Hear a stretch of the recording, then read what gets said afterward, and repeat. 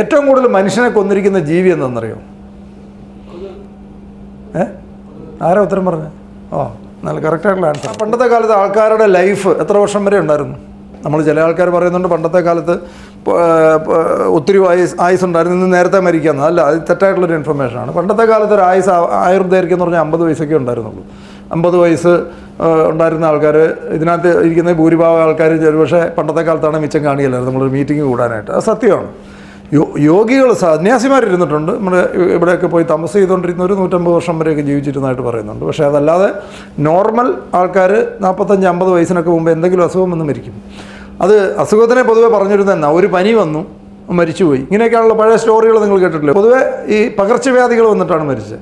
ഈ ഏറ്റവും കൂടുതൽ മനുഷ്യനെ കൊന്നിരിക്കുന്ന ജീവി എന്താണെന്നറിയോ? ആരാ ഉത്തരം പറഞ്ഞത്?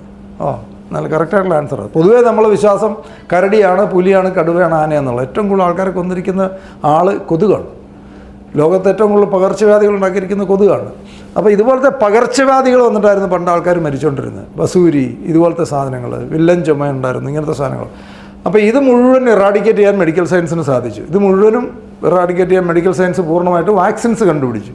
ഈ വാക്സിൻസ് ആണ് ഒരു പരിധിവരെ ആൾക്കാരുടെ ലൈഫ് സ്പാൻ കൂട്ടാനുള്ള ഏറ്റവും പ്രധാനപ്പെട്ട കാര്യം.